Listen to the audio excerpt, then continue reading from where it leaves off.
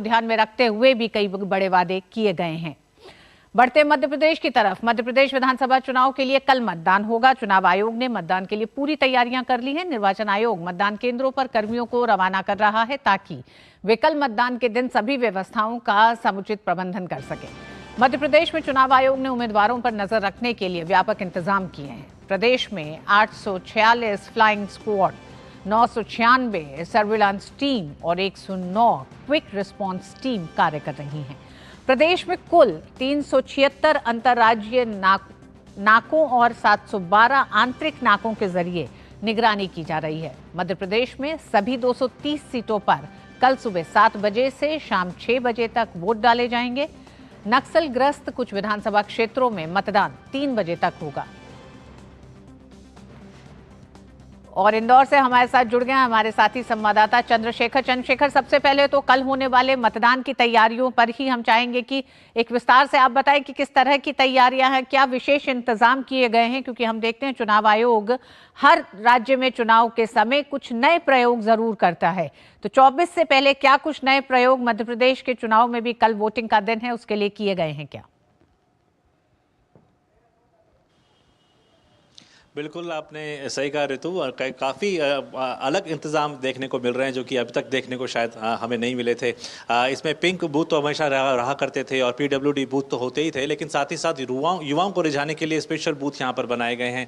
इसके अलावा कुछ ऐसे बूथ बनाए गए हैं जो कि यहाँ के आर्ट एंड कल्चर को दिखाते हैं और दर्शाते हैं। और इसी प्रकार के कई ऐसे अभिनव प्रयास यहाँ पर किए गए हैं जिससे कि युवाओं को भी आकर्षित किया जा सके, महिलाओं को भी पोलिंग बूथ तक लाया जा सके और जो आदिवासी इलाके हैं जहां पर उन मतदाताओं को भी वहां तक लाया जा सके। कोशिश यही है कि जो प्रयास लगातार 1 महीने से चुनाव आयोग ने किए हैं लोगों को रिझाने के लिए ताकि वो आए मतदान केंद्रों तक, वो आ सकते हैं। पिछली बार तकरीबन 10,000 से ऐसे मतदान केंद्र थे जहां पर 65% चुनाव मतदान हुए थे, प्रतिशत रहा था। तो उनको 75% या उससे ऊपर तक लेकर आ सके वहां पर मतदान को, इसके लेकर के भी तैयारी यहाँ पर की गई हैं। तमाम ऐसे सभाएं की गई हैं, नुक्कड़ नाटक यहाँ पर किए गए। और एक विशेष बात यहाँ पर देखने को मिली ऋतु की, जो युवा हैं यानी कि 20 से जो फर्स्ट टाइम युवा हैं उनमें 20 लाख के ज़्यादा ऐसे युवा हैं जो कि पहली बार मतदान करेंगे। उनको लाने के लिए चुनाव मतदान केंद्र तक लाने के लिए भी उनके रिश्तेदारों से, उनके परिवार के जनों से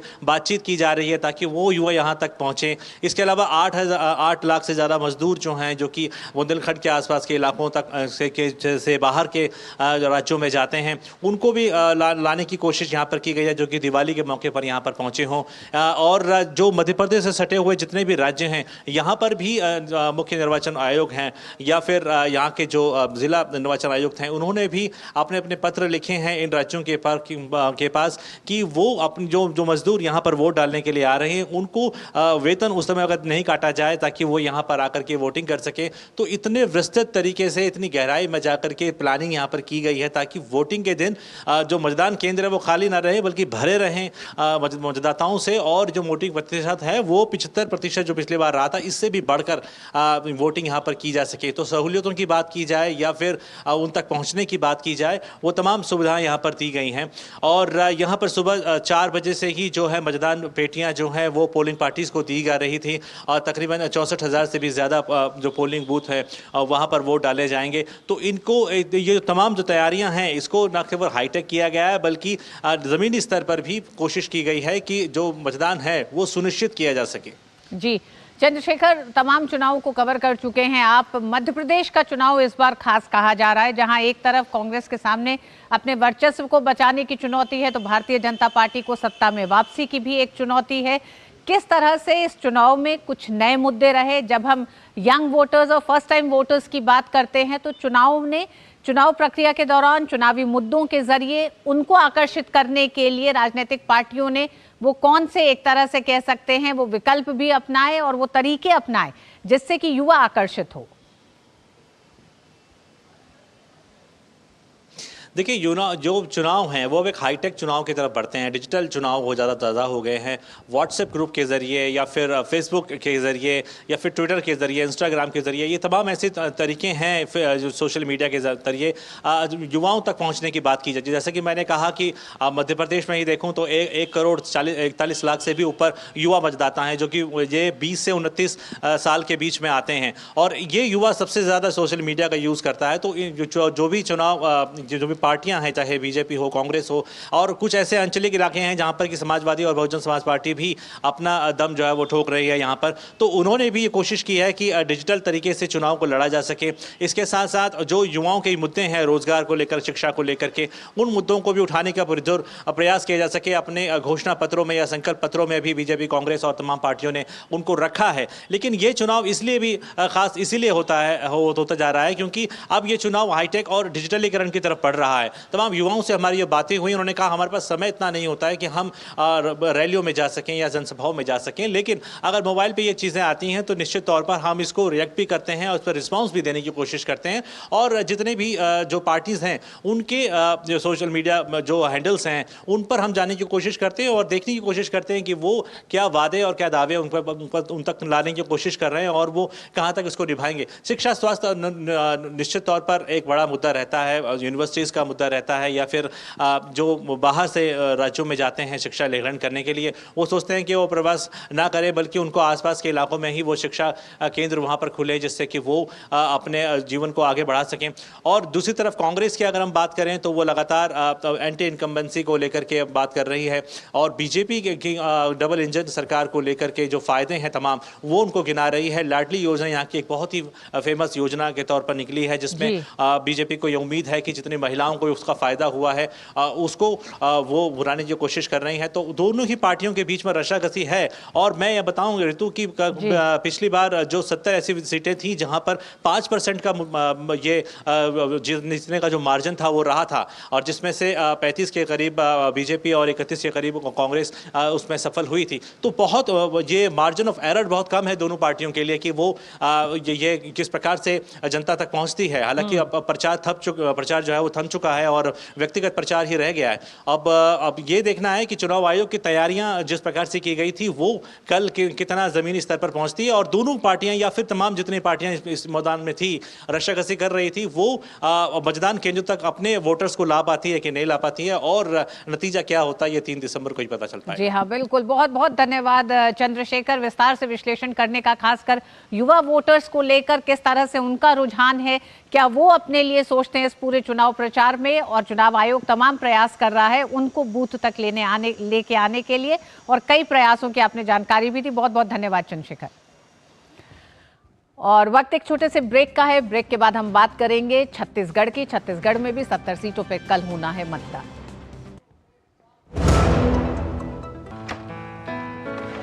पापा ये सब? हाँ, जो चीजें सालों से बेवजह पड़ी हो उन्हें हटा देना चाहिए। ये भी दादाजी की पुरानी पासबुक और एफडी। अरे ये कैसे रह गया? पैसे गए? नहीं, उपाय है। बैंक खाते को संचालित करते रहना चाहिए, वरना खाता इनऑपरेटिव हो जाता है। ऐसे में बैंक से संपर्क करें, खाता सक्रिय करवाएं और आपकी रकम जो है उसे ब्याज समेत क्लेम करें। दादू ये आरबीआई कहता है जानकार बनिए, सतर्क रहिए। सही कह रहा है। अब क्या देख रहे हो पापा? तुम कहते हो ना कि स्टॉक मार्केट में बहुत सोच समझकर इन्वेस्ट करना चाहिए। बस थोड़ा सा ज्ञान ले रहा हूं। किससे? हर एक स्टॉक्स एक्सपर्ट है, मस्त एजुकेशनल वीडियोस बनाता है और अच्छी इन्वेस्टमेंट की टिप्स भी देता है। पापा इन वीडियोस पे ना जाएं, अपना रिसर्च खुद करें या सेबी रजिस्टर्ड इन्वेस्टमेंट एडवाइजर से संपर्क करें। एजुकेशन के नाम पर कुछ इन्फ्लुएंसर्स अक्सर इन्वेस्टर को मिसगाइड करते हैं, नुकसान आपका होगा।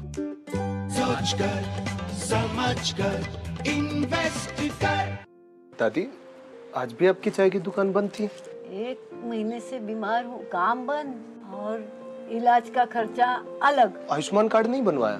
नाम सुना है, कहाँ बनवाना है, कैसे बनवाना है, इस उम्र में भाग दौड़। कार्ड अभी बन जाएगा।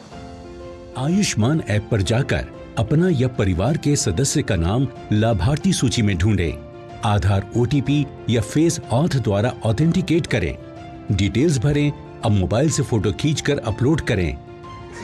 बन गया। अब ठीक होकर अपने हाथ की चाय पिला दो। और एक प्रकार से पीएम जय अब गरीबों की जय बन गई है।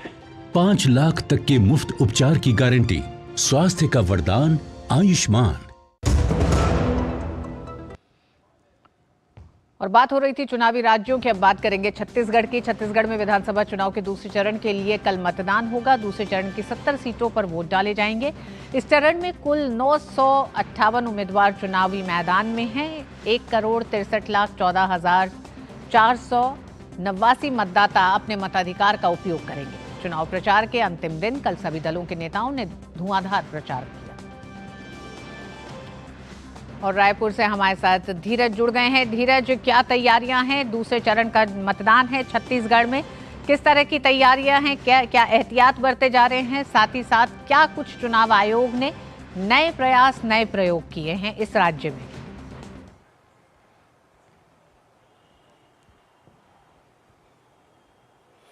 बिल्कुल आपने सही कहा। अगर हम छत्तीसगढ़ के विधानसभा चुनाव की बात करें तो दूसरे चरण के मतदान में 70 विधानसभा सीटें हैं और 70 विधानसभा सीटों के लिए कुल मिलाकर 18,833 मतदान केंद्र बनाए गए हैं। सुरक्षा व्यवस्था की जो पुख्ता इंतजाम किए गए हैं, क्योंकि 70 विधानसभा सीट में कई ऐसे सीट हैं जो कि अति संवेदनशील हैं, जहां की चुनाव कराना एक बड़ी चुनौती रही है। खास करके जो इलाका नक्सल वाले बेल्ट से सटा हुआ है, उस इलाके में भी एक महत्वपूर्ण चुनौती होती है।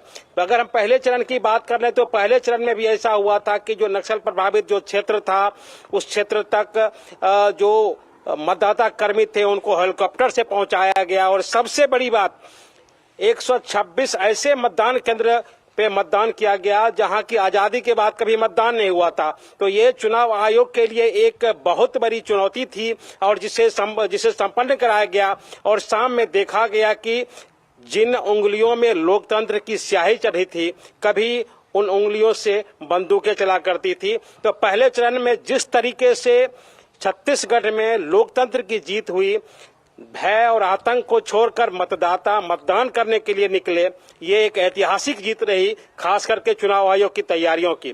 दूसरे चरण के लिए उसी तरह की तैयारी की गई है।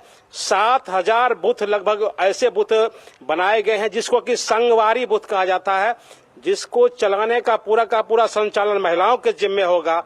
इसके अलावा सुरक्षा व्यवस्था की CAPF की जो कंपनियां हैं वो चप्पे चप्पे पर तैनात हैं ताकि लोग निडर होकर मतदान के लिए बाहर निकलें। कल जबकि शाम के 5 बजे यहाँ का चुनाव प्रचार थमा, उसके बाद अब जनता जनार्दन के हाथों में सारी कमान आ गई है। अब 17 तारीख का जो मतदान है, अब ये देखना होगा कि 17 तारीख के मतदान के लिए जनता किस मुद्दे पर वोट डालती है। आर्थिक सशक्तिकरण मुद्दा है, किसानों की कर्ज माफी मुद्दा है, जो महतारी बंधन योजना है वो प्रमुख मुद्दा है, और सबसे अहम मुद्दा जो है वो यहाँ का घोटाला है। चाहे वो महादेव घोटाला हो, शराब घोटाला हो, कोयला घोटाला हो, ये सारी चीजें जो मतदाताओं के दिमाग में है। और जो एक बड़ा जो मुद्दा है वो यहाँ की, जो अगर हम पॉपुलेशन की बात करें तो उस पॉपुलेशन में 34% जो आबादी है वो आदिवासियों का है।